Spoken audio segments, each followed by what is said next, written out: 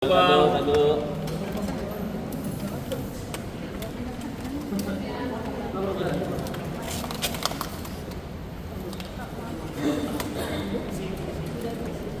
Boleh, ini agak ke tengah dikit.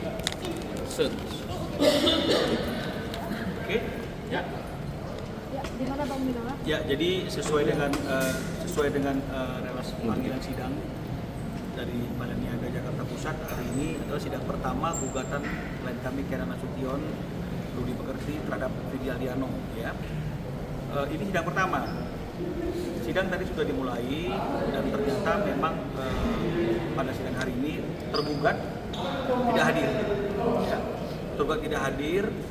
Dan oleh karena itu akan diberikan panggilan kedua dan sidangnya akan diagendakan 3 minggu lagi dari tanggal hari ini, nanti tanggal 11 Juni. Nah, kita harapkan tanggal 11 Juni Vidi atau kuasa hukumnya hadir sehingga perkara ini bisa berjalan dengan baik, bisa diperiksa dengan baik dan ada keputusan yang baik bagi kedua belah pihak.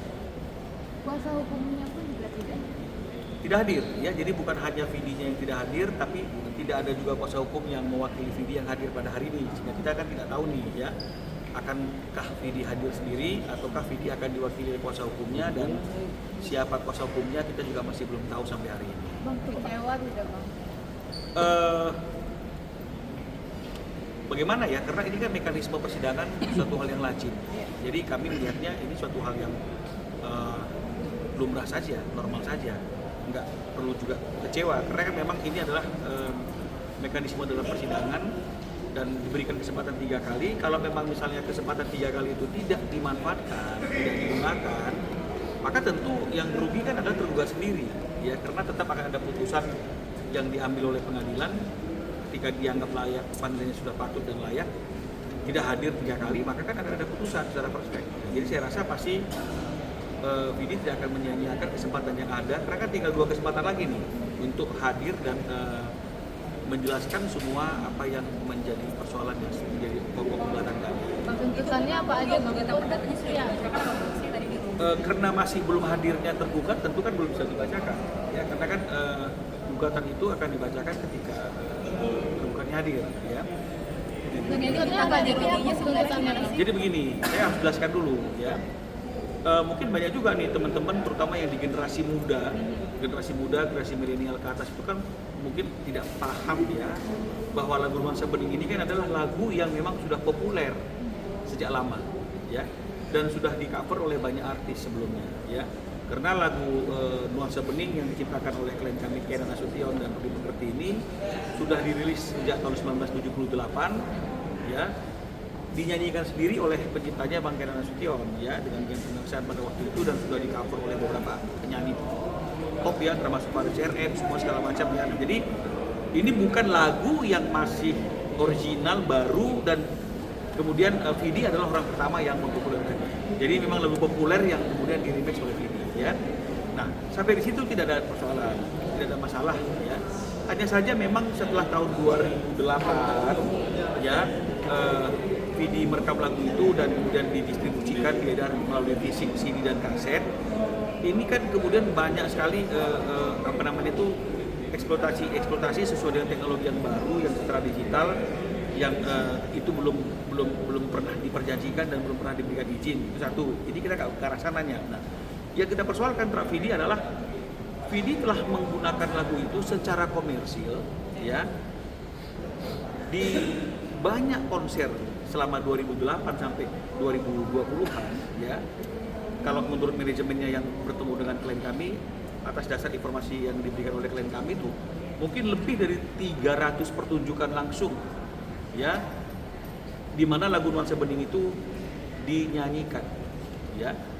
Namun tidak pernah ada yang namanya itu permintaan izin kepada penciptanya, ya. Tidak ada juga hal-hal lain yang dilakukan oleh Vidi terhadap penciptanya.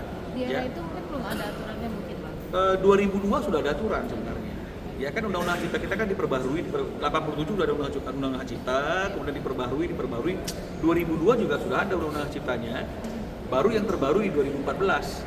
Jadi sebenarnya kalau di tahun 2008 itu pun sebenarnya ada undang-undangnya yang mengatur, yaitu di tahun 2002. Cuma memang kan kita masih belum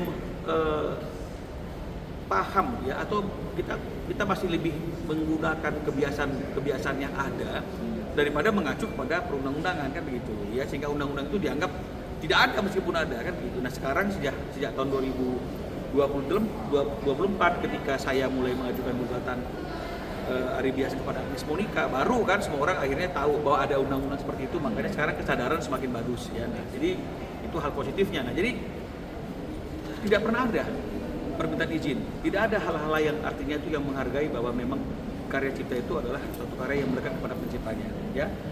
Memang setelah marak kasus hak cipta ini, menurut keterangan dari klien kami Kenan Nasution, manajemennya Vidi kan pernah datang berkunjung kepada Kenan Nasution ya. Manajemennya bukan Vidi. Kalau menurut keterangan klien kami ke kami, manajemennya nanti coba dikonfirmasi ke Bang Kenan Nasution langsung ya, menawarkan uang 50 juta rupiah. Ini juga Bang Kenan sudah pernah buka kepada teman-teman media ya. 50 juta rupiah, dan ketika dipertanyakan oleh Bang Kenan Nasution, ini uang apa? Menurut keterangan dari manajemennya ya ke Bang Kenan, dan Bang Kenan cerita ke kami, ini adalah ya itulah uang ganti rugi atau apapun namanya untuk setiap konser yang dulu belum meminta izin, dan juga untuk konser-konser selanjutnya. Kok seperti itu kan, begitulah kira-kira intinya. Nah, karena Bang Kenan tidak berkenan, maka ditolaklah pemberian 50 juta itu. Nah, tapi kita perlu garis bawahi ya, ini memang etikat baik dari Vidi Aliano. Tapi satu hal yang nggak boleh kita pungkiri, artinya ada kesadaran, ada kewajiban yang tidak dilaksanakan selama ini. Kan begitu, sehingga akhirnya ada inisiatif. Nah, cuma inisiatifnya itu masih belum dapat diterima oleh klien kami. Nah, oleh karena itu kemudian Bang Kenan Nasution dan Rudi Pekerti memberikan kuasa hukumnya ke kantor kami. Setelah kami pahami, kami pelajari, kami mengajukan somasi kepada Vidi. Nah, atas somasi kami itu, Vidi meresponnya, ya, kemudian melalui kuasanya ada pembicaraan itu akhirnya mengkerucut kepada besaran ganti rugi atau apresiasi, ya. Nah, kenapa kok langsung kita bicara mengenai masalah besarannya ganti rugi atas somasi tersebut? Karena memang sudah tidak ada lagi hal-hal yang perlu dibicarakan, memang pelanggaran itu ada kan gitu ya. Karena kalau memang misalnya dianggap tidak ada pelanggaran, ya ngapain bicara ganti rugi? Ya. Nah, jadi namun nilai besaran ganti rugi yang ditawarkan oleh Vidi melalui kuasanya itu juga masih belum dapat diterima oleh Kenan Nasution dan Rudi Pekerti, ya. Meskipun nilainya harus kami akui sudah jauh lebih tinggi dari nilai 50 yang pertama kali ditawarkan. Berapa? Hitungannya apa? Kenapa? Hitungannya apa? Ya dulu kan puluhan juta, Iya. ini sudah ditawarkan ratusan juta, jadi kan artinya kan sudah ada perubahan. Hanya saja ini masih belum berkenan karena melihat durasi penggunaan lagu itu yang begitu panjang, hampir 16 tahun lamanya, dan kita tidak boleh tutup mata lah bahwa Vidi kan identik dengan nuansa bening, ya.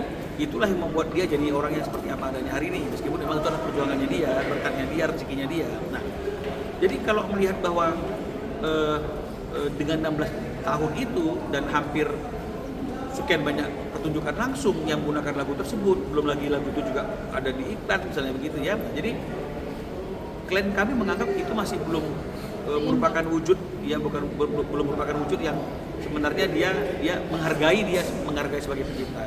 Nah, karena belum ada titik temu, maka kita masuk ke bulan puasa. Waktu itu kita hold dulu. Kita berharap mungkin di bulan puasa ini ada hidayah kepada Vidi dan juga kepada klien kami. Kan di sini sebenarnya kan salah satu seperti itu. Bisa Vidinya yang berubah, akhirnya menerima apa yang diharapkan oleh klien kami, atau klien kami yang dapat hidayah, akhirnya dia juga menerima apa yang ditawarkan oleh Vidi. Nah, itu harapan kita.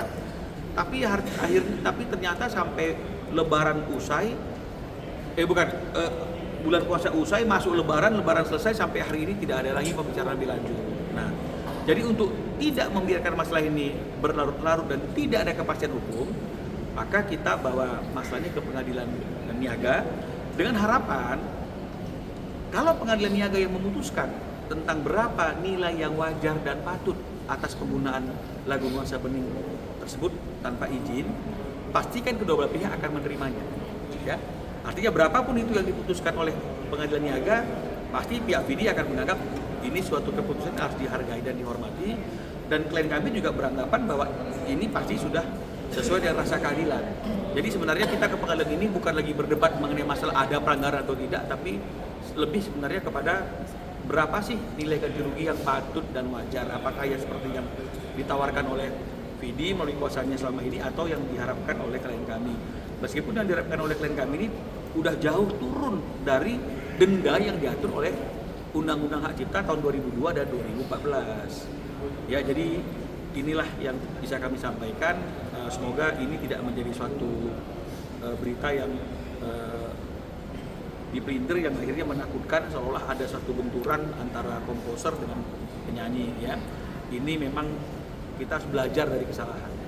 Ya, dengan masalah hukum seperti ini, Agnesmo, Aridias, kita akhirnya semakin belajar dan kita semakin mau tahu apa sih ini isi Undang-Undang Hak Cipta tersebut, kan begitu. Nah, hanya saja supaya tidak terjadi berlarut dan terjadi sengketa yang berkepanjangan di banyak tempat, ya memang sudah waktunya dua elemen penting dalam industri rekaman ini, penyanyi dan komposer, ya duduk bareng, jangan kucing-kucingan. Ya, jadi artinya kan kalau dan duduk bareng kan pasti selesai. Karena tidak ada masalah yang tidak bisa diselesaikan kalau niat kita adalah memang untuk mencari solusi, bukan mencari pembenaran masing-masing. Bang, tapi yang diminta sama klien abang berapa sih? Kalau misalnya dilihat dari aturan undang-undangannya itu kan bisa puluhan M ya. Tapi artinya kalau tengok dari undang-undangnya dendanya, tapi artinya adalah nilai yang tidak hanya ratusan juta. Karena toh kalau bicara masalah kesehatan, klien kami juga udah sepuh. Dia juga sudah sering berobat gitu loh ya. Pernah juga datang di kantor saya drop juga begitu. Jadi artinya ini udahlah. Artinya itu ada rezeki ya, dibagi dari rezeki. Ya, karena memang ada hak orang lain. Ya, kita harus tahu bahwa dalam rezeki kita itu kan juga ada hak orang lain, kan begitu ya. Hak komposer misalnya kalau sebagai penyanyi, ya bahkan mungkin hak anak yatim juga ada, kan begitu ya. Jadi artinya ya, kalau kita mengandung aja seperti itu bahwa memang di dalam rezeki kita ada rezeki orang lain, saya kira masa ini nggak akan susah. Berapa bang? Tapi kan dendanya kan puluhan M ya. Yang diharapkan sama Bang Kinan berapa? Ya, yang penting miliar lah, tidak sampai puluhan lah. Yang penting patut lah. Ya, karena kan ada dua pencipta di sini yang sama-sama udah tua gitu loh. Sementara kan 16 tahun eksploitasinya. Saya kira wajar juga lah, karena kan uang zaman sekarang ini kan dengan situasi ekonomi hari ini kan itu kan bilangannya gede, miliar, ratusan. Tapi kalau digunakan juga kita tahu kan itu sekarang nggak akan ada artinya lagi kan dibandingkan dengan mata uang kita di tahun-tahun yang sebelumnya gitu. Jadi ini yang kita harapkan ya, semoga kalaupun nanti misalnya dalam proses persidangan ini ada etikat baik ya dari Vidi untuk kembali membuka komunikasi dengan kami, ya kami welcome saja. Artinya kan nggak perlu juga harus kita tunggu sampai ada putusan. Jadi ini akan lebih teduh, ini akan lebih damai, dan ini pasti akan menjadi contoh bagi para komposer dan penyanyi yang ada bahwa ternyata ada masalah yang bisa diselesaikan kalau kita mau menyelesaikannya dengan etikat baik. Bang, dari selama 16 tahun ini sebenarnya terima kasih Bang performing rights dari LMK mungkin. Persoalannya begini, ini kan kita harus paham bahwa sebelum bicara mengenai masalah royalti, kan itu maksudnya ya, ada satu tahapan yang ini nggak bisa diabaikan, yaitu namanya izin. Nah, jadi izin ini harus diurus dulu. Jadi kalau misalnya kemudian ada asumsi bahwa nggak perlu izin, yang penting bayar, kan ini yang menurut pendapat saya ya, berbeda pendapat boleh. Yang menyesatkan kan yang ini.